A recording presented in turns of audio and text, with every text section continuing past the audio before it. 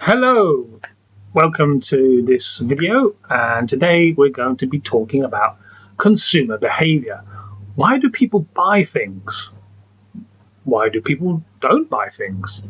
What drives everything inside our mind to make a decision about anything, but particularly about whether we're going to purchase something? So we're going to look today about an introduction overview to consumer behavior. Okay, what is the motivation of basic human needs about why you make decisions?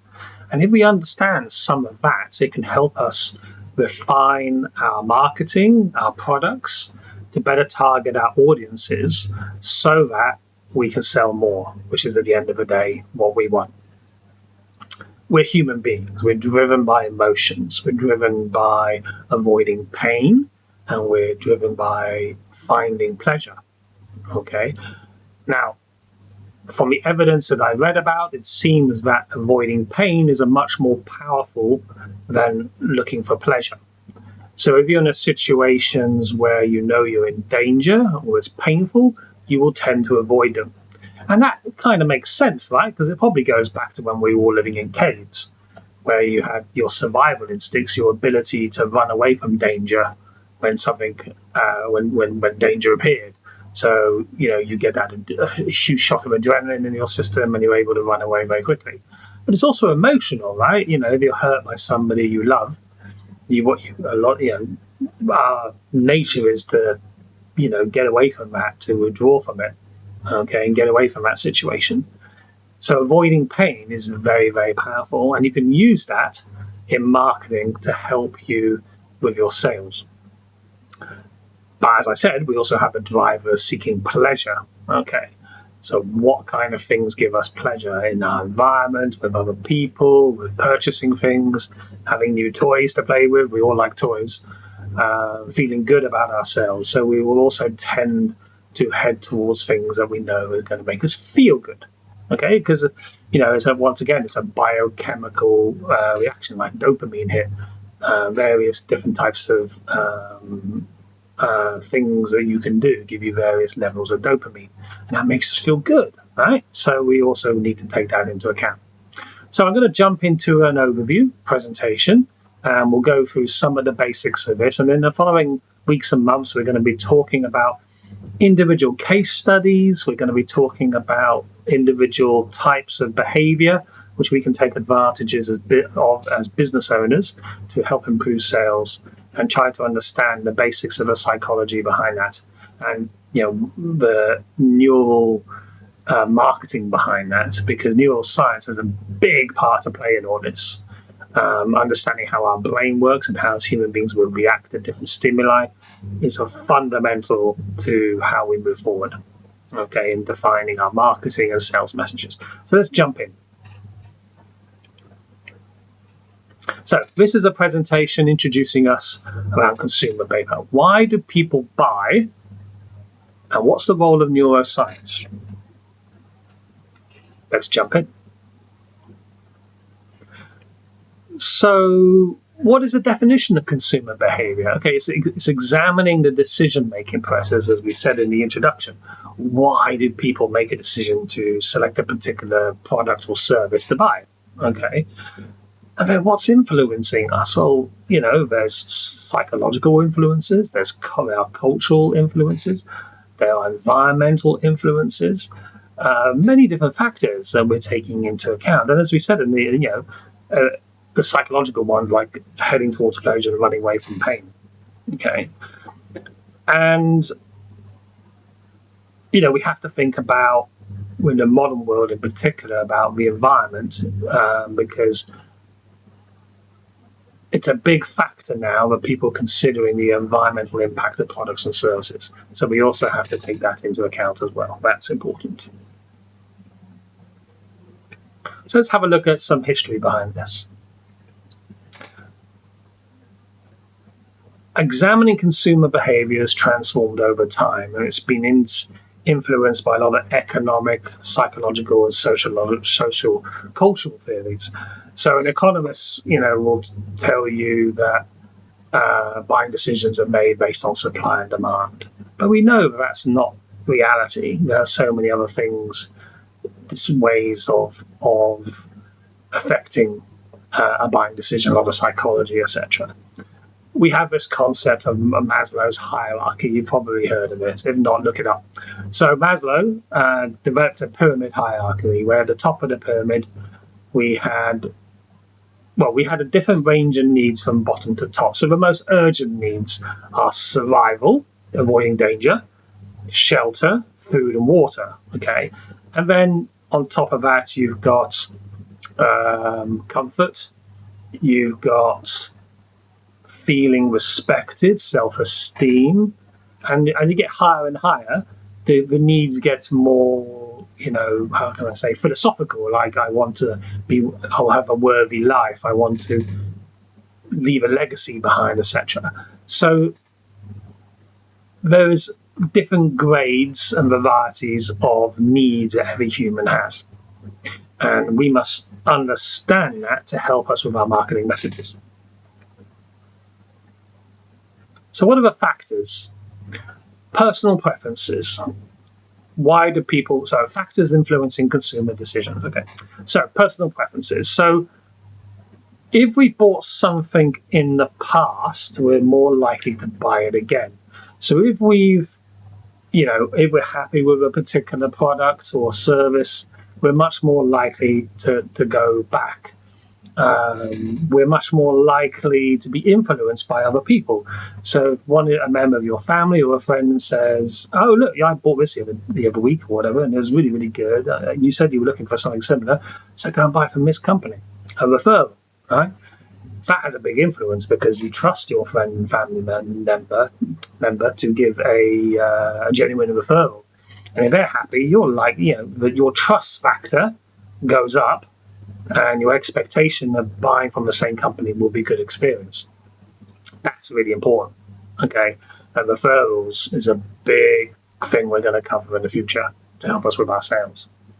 Our culture, of course, that's going to depend on where we grew up, our language, our religion, the environment we grew up in.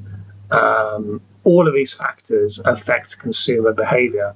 So people from different backgrounds like different categories of products. One of the biggest ones, of course, is food, right? So if you're coming from a US, or you like certain types of food, from Europe, certain other types of food, from Asia, other types of food, and while, of course, people do explore and try other people's diets and food, generally you stick to because it gives you a comfort. You have that remembrance as a child that this food tastes wonderful, what we call comfort food, right? So we all have it. You all have a few dishes that we know.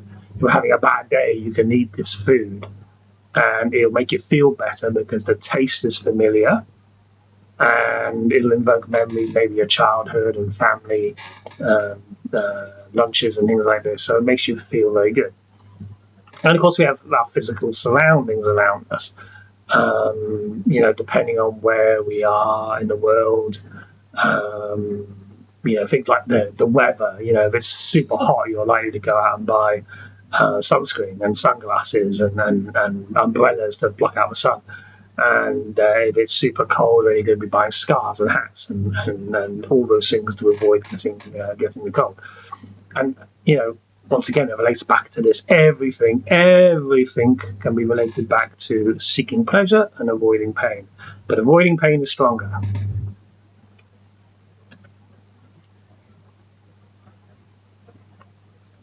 So we talked about motivation. Oops, sorry, gone too far. We talked about the motivation, and the key is a key driver. Okay, and going to talking again about Maslow's hierarchy. If we experienced something before and we had a good experience, we're likely to go and buy it again, which is why branding and customer service is such an important thing. Branding obviously is critical. You have to repeat your message many, many times for people to recognize and do some sort of action, positive action for your brand. We already know, science tells us, and this has been observed, that the attention span of people is 1 or 2 seconds, particularly online. They see something, and bang, as you're scrolling down through a Facebook feed or whatever it is, or website, you've got 1 second to see something that's interesting, and you dive into it.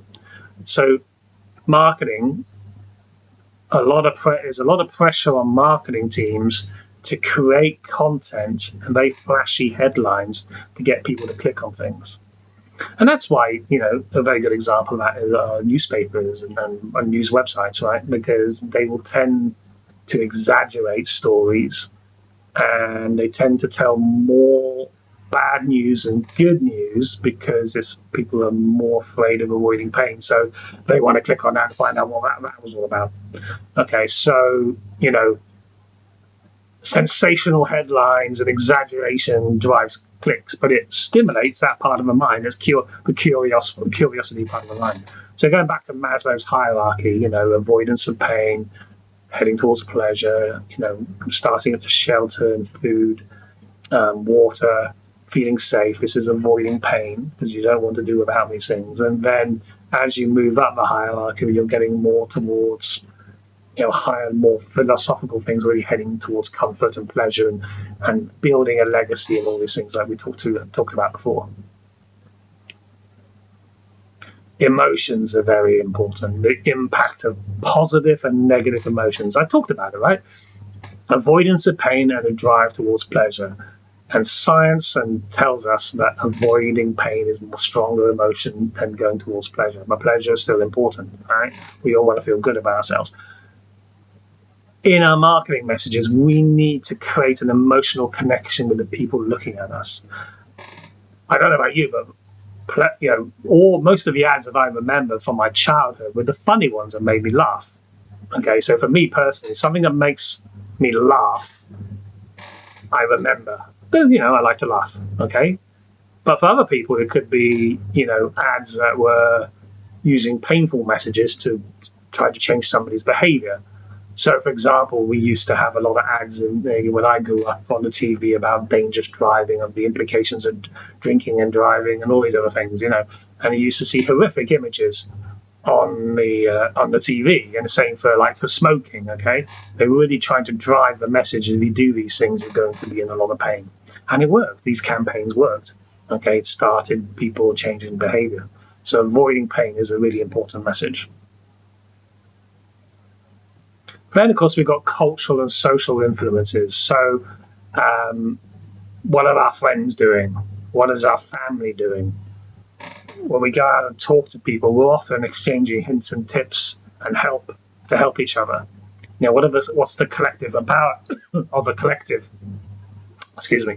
The power of group thinking. If you see a big bunch of people doing the same thing, you're going to be thinking, "Oh, that looks good. They all are looking happy, so I'm going to do the same thing." Right? It's really, really important. Culture comes into that, of course, as well, and religion. So if you have certain expectations from a part of the world you come from the culture, saying you're going to go and purchase products based on that as well. And as marketeers, we need to understand all those influences. When we're segmenting our market and deciding how to target products, we have to think about all of these different factors, because the hardest challenge in marketing is getting the right product to the right people at the right time. And evidence suggests that we only get it right about 20% of the time. Okay? So, anything we can do to improve that percentage is going to help massively. So neuromarketing is the study of the brain and how it functions and responds to different stimuli and how that affects consumer behavior. Okay, so, the technology behind this has just exploded over recent decades, because now we have brain scans, MRI, etc.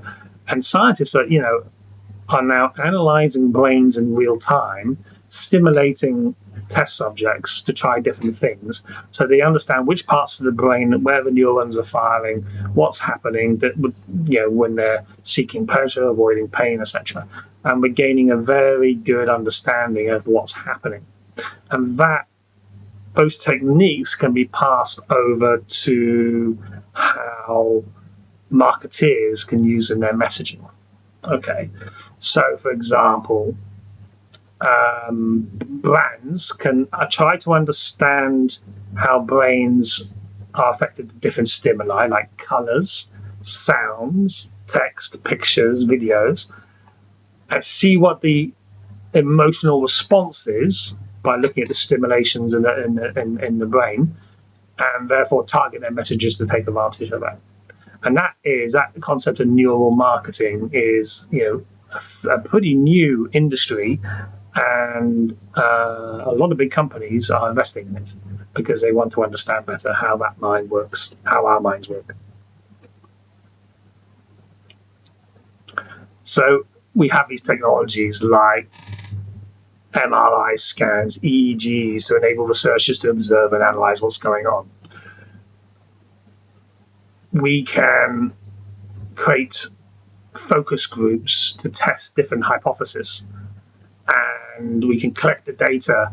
We can understand, we can actually, in real time, as I said, map their mind depending on how they're looking at different products and services to understand what's stimulating or what's not stimulating them. And using that data, as I said, we can use it to stimulate and change our messaging. Okay, so as marketeers, it's always very interesting to read up on these techniques, but of course it takes a lot of time. So what I'm hoping to do is build up this portfolio of videos that you can watch to help you make those decisions, because I appreciate, particularly for small businesses and medium-sized businesses, it's not easy to take time off to do this. So this is why I'm creating these videos. So if you understand how the brain is working to different stimuli, then you can understand which messages are going to replicate that stimuli. So if you're trying to make somebody, give them pleasure from a product and service so they're more likely to buy it, then it's very important to create something that emotionally engages them in a positive way. And you need to optimize your marketing, your message, your advertising at the time. And we've been talking about AI in the previous videos. When you're dealing with an online business, you can generate thousands of ads with different variations. It's a concept called A/B testing, right? So you might have 5 versions of the same ad, but you change one color for each version. And in many cases, you'll find that one color creates a far better emotional engagement and more people click through or buy your product. For the first time in history, we're able to test all these variations automatically because of the use of AI, automation, and computing and the internet.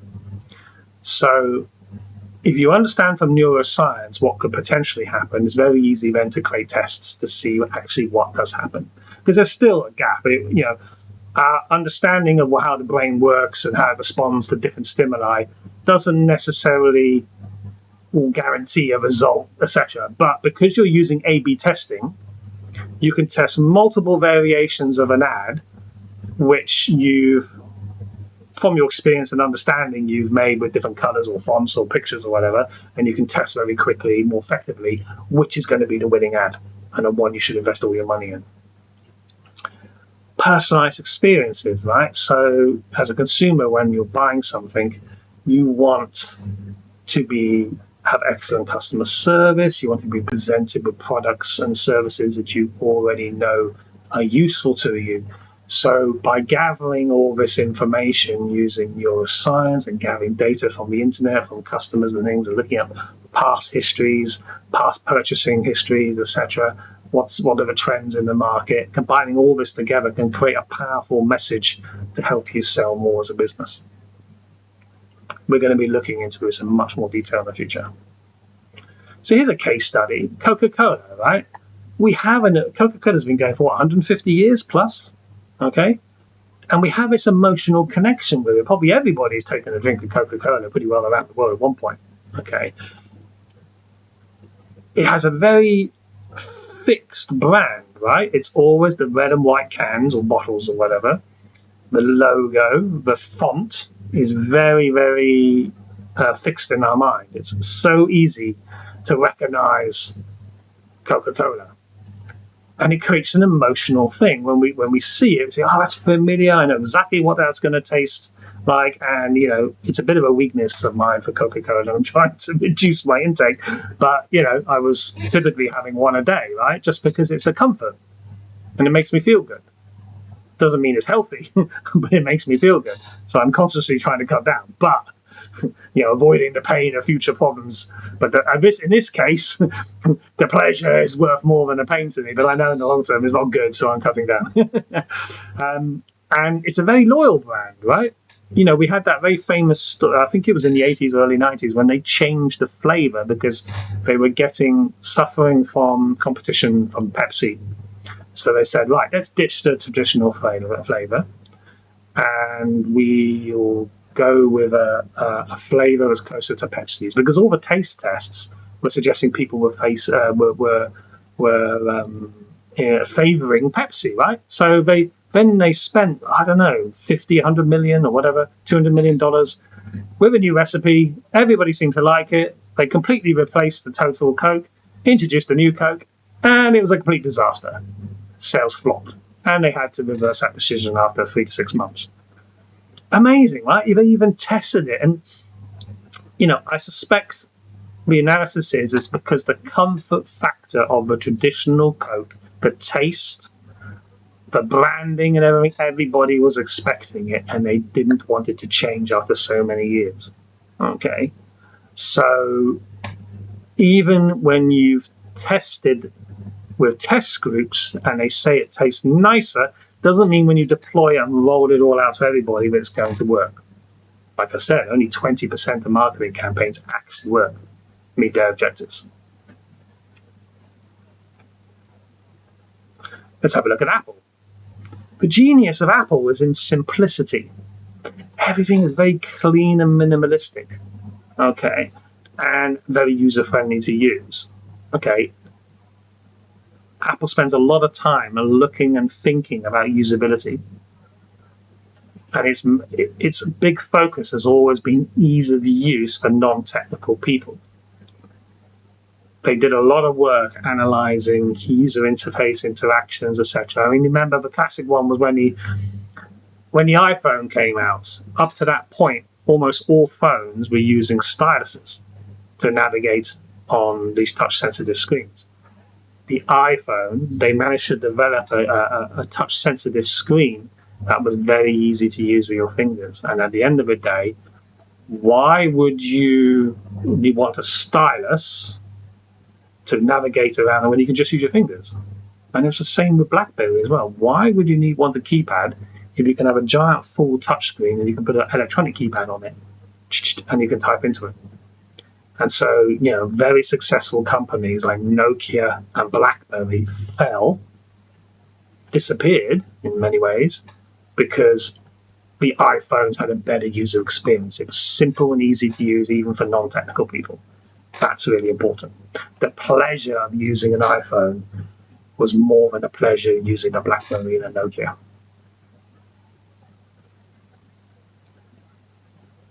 So the most successful marketing campaigns then use emotions to capture whether it's negative or positive.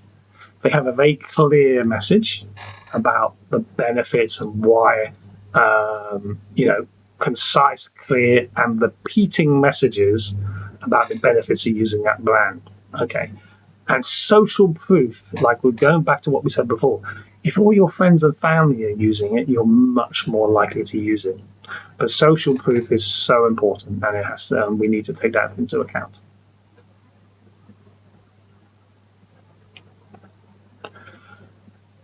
There's a lot of academic papers about this. So there are journals. I can't remember the names of them all, but it's like the journal, I think, of neuroscience, etc. And there's lots of journals around marketing, and we're gonna look into that in the future. I'm not going to deep dive on that right now, but it's a fascinating topic, and there are a lot of great books out there that go into this as well. So I highly recommend exploring and having a look around.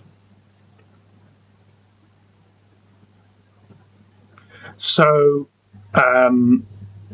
some key points in this, right? Studies indicate that consumer preferences are rapidly changing, influenced by technology and social needs. Also by the generation, right? So the younger generation now have a different set of needs from my generation, okay? They've grown up in a world where they have instant access to information. When I grew up, I had 3 TV channels and a landline telephone, okay? So it was a completely different world to what young kids are growing up with today, where they have access to everything on a mobile device from day one. Okay, and that transition has been amazing. But of course, sometimes it's very confusing for older generations. Marketing strategies have to adapt and be flexible. And this is coming back also to talking about artificial intelligence.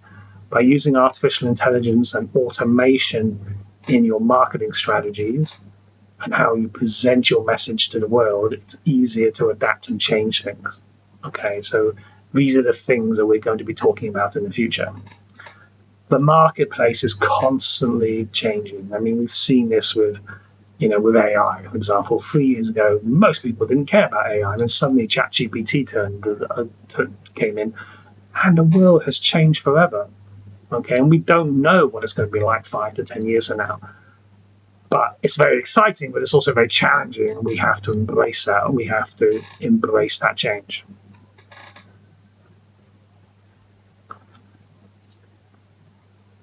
What kind of things are people thinking about? Well, we know sustainability is a big focus, particularly for the younger generation.